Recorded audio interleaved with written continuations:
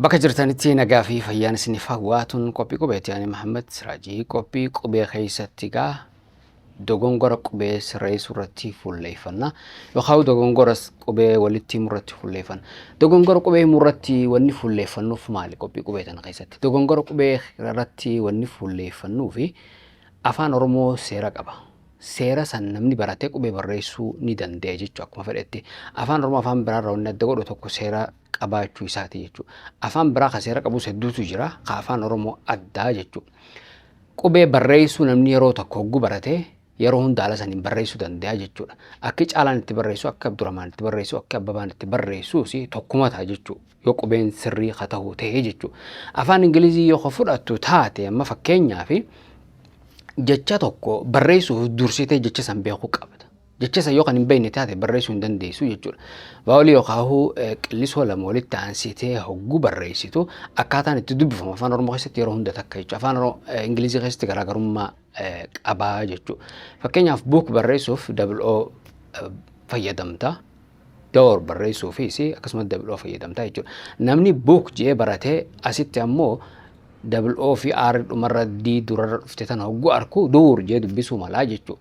Maaliif durarratti maal jee barate book jee kabareessanii asitti hogguu dhufu immoo sagaleen san jijjiiramtee jirti jechuudha. Waan biraa taatee jirti. Gara ooti jijjiiramtee jirti waan ta'eef jecha san dursee beekuu qaba jechuudha. Akkamitti akka barreeffamu beekuu qaba. Sammuutti qabachuu qaba jechuudha. Afaan Oromoo keessa wanni akkasii hin jiru jechuudha. Wanni sammuu qabatan takka illee hin jiru. Wanni ati sammuutti qabattu maali? Akkaataa qubeen itti barreeffamtu. Akkamitti dheerataa, akkamitti jabaataa, akkamitti laaffataa, akkamitti gabaabbataa, akkamitti dheerataa adda bartee beeynaani qubee barreessuun rakkoo takka illee hin qabu jechuudha. Kanaaf dogongora himnaa jechuudha. Dogongora kana hogguu itti himtu dogongora wanni kun jettee eegatti himtee namni kuni qubee irratti hanqina akka qabu beekee qubee barachuu irratti fuulleeffachuu qaba jechuudha. Jecha san qofa kasirrii kana jettee hogguu itti himte jechuma san qabatee ta'a jechuudha. Yeroo hunda akka afaan Ingiliziitti sammuutti qabataa jechuudha. Sammuutti qabataa deemaa jechuudha. Wanni guddaan sammuu qabachuu osoo hin taane qubee addaan baasanii baruudha. Egaa qubee addaan baasanii baran booda barreessuun nama hin dhibu jechuudha. Dogongorri hin uumamu jechuudha. Afaan Oromoo kun dogongorri akkamitti akkan itti heddummachuu danda'e jennee yoo ilaallu taate afaan Oromoo kun Oromiyaa keessatti afaan hojii ta'ee gara waggoota 32tiif tajaajilu jira jechuudha. Waggoota 32 kana keessatti dogongorri qubee hammaachaa deeme malee waan fooyya'aa deeme hin agarree jechuudha. Kun maaliif ta'uu danda'e jennee yoo ilaallu taate manni utubaan dhaabbata. Akkuma manni utubaan dhaabbatutti afaan Oromootis afaan Amaaraatiin dhaabbata. Barreeffama afaan Oromoo hunda yoo agartanii jiraattanii jala afaan Amaaraatu jira jechuudha. Afaan Amaaraa bakka hin jirretti afaan Oromoo abadan yeroo barreeffamu hin agartani. Kanaaf namni afaan Amaaraa afaan Oromoo kun afaan hojiiti Oromiyaa keessatti waggoota hanga kanaa jechuudha. Afaan hojii hagubbaa jiru sun dogongoraan barreeffame afaan jalaa garuu sirrii ta'ee barreeffama. Afaan hojii kamsila hagubbaa san afaan Oromooti jechuudha. Rakkoon guddoon maali bakka tanatti hajalaa san ka beeku galeefi jira. Maaliif cinqamaa hagubbaa san beekuudhaaf? Hagubbaa dogongora ta'uu baatee dantaa isaatii miti jechuudha. Hajalaa sirrii barreeffamee fi jira dhaamsi dabruu yaadame san akka dabruu yaadame san isaaf galee jira jechuudha. Kanaaf afaan dabalataa maaliif isa barbaachisaa jechuudha. Rakkoo kanaatu afaan Oromoo dogongoraan akka itti fufuu godhe jechuudha. Dogongorri afaan Oromoo keessa jiru dogongora qubee Oromoo irra jiru akka hammaatu kan godhe rakkoo tana jechuudha. Kanaaf nutis dogongora irratti fuulleeffannee dogongora himaa deemna. Haala saniin namni dogongora jiru hogguu beekee qubee baruu hamilaa deemuu qabaa jechuudha. Malee jecha tokko irratti himte borus jecha biraatti himte jecha tokkoon barsiisuu qabda jechuudha. Injiru afaan Oromoo keessatti akkas akka afaan Ingiliziitti jecha tokkoon baruun hin barbaachisu. Seeruma bartaa san booda ni barreessitaa jechuudha. Haala saniin deemnaa kanaaf dogongora irratti fuulleeffannaa hanga xumuraatti gaan waliin tura isiniin jennaa tun qophii qubeeti.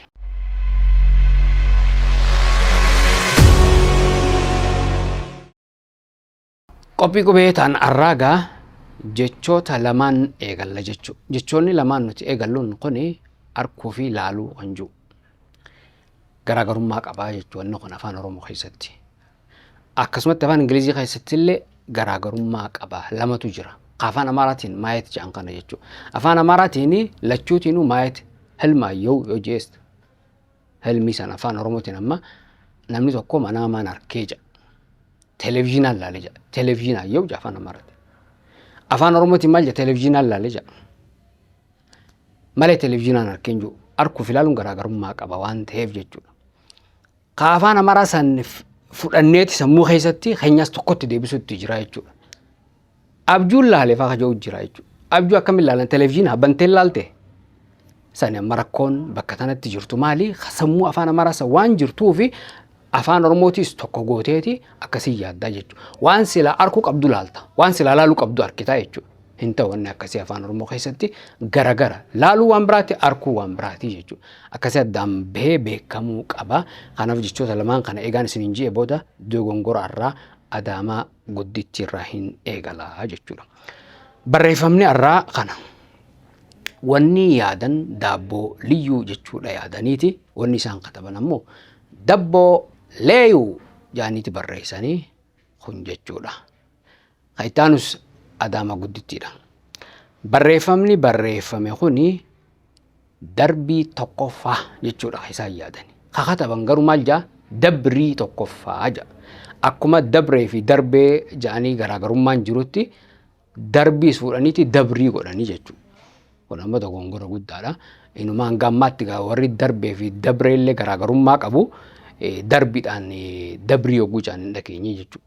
Dabriin gara biraatitti amma waan biraati hiika biraa qaba. Kanaaf haala saniin sirraa'uu qabaa jechuudha. Ammas Adaamaa Guddichi keessa jirra. Kuni maal jechuu yaadame? Gara mana nyaataa jechuudha kan isaan fedhanii. Wanta kataban ammoo gara mana nyaata. Gara nama nyaata osoo jaanii xiqqoo fakkaata jechuudha. Afaan Oromoo kan fakkaatu haala saniin hiika kan qabaatu jechuudha. Amma Adaamaa Guddichi keessaa baaneeti gara Asallaatti deemna. Barreeffamni magaalaa Asallaa keessatti barreeffame kuni wanni jechuu yaadame mana suuraa kiyyaa jechuu fedhaniiti. Hogguu kataban ammoo maal jaanii katabanii mana suuraa kiyyaa jaaniiti kataban jechuudha. Gara Ciroo gabbuuna. Barreeffamni magaalaa Ciroo kuni gatiilee wal'aansa adda addaa kiliinika Tasfaa jechuu fedhan. Kataban garuu akkasin jiru. Kataban wanni jiru gatiilee wal'aansa adda addaa kiliinika Tasfaa jaaniiti kataban. Achuma magaalaa Cirootti kunis barreeffamni kun ammoo kan dhiiraa jechuudha. Fedhiin isaanii. Kataban garuu kan dhiirraa jechuudha katabanii. Ol deebina gara jiddu galaa kanatti ol deebineeti magaalaa Bishooftuu deemna. Barreeffama magaalaa Bishooftuu kana niyyaan isaanii iddoo bashannanaa Afrikaa Daayif jechuudha. Kataban garuu iddoo bashannanaa je'eeti osoo dheeggoo qabaachuu baate kun immoo dheeggoon sadii walitti aanee barreeffamuun baate Afriicaa ja'a jechuudha. Isaan katabanii Daayivii yaanii kataban kadhumaa kana. Kadhumaa gara dhumaatti hogguu dhufnu immoo kana kan Facebook irraa fudhatame. Barreeffamni Facebook irraa fudhatame kuni maqaa irraa mureetiin jira ammaa fi wanti yaadanii wanni katabuu yaadanii wanti hunduu yeroo isaatti bareedaa ta'uuf jira jechuu yaadanii gubbaarratti. Wanni kataban garuu waan jeeti kaduraa eegguun dubbise jecha kana akkaan hin xumurree fi dheeggoo sadiitu walitti aanee barreeffame waan ta'eef iseetumaanii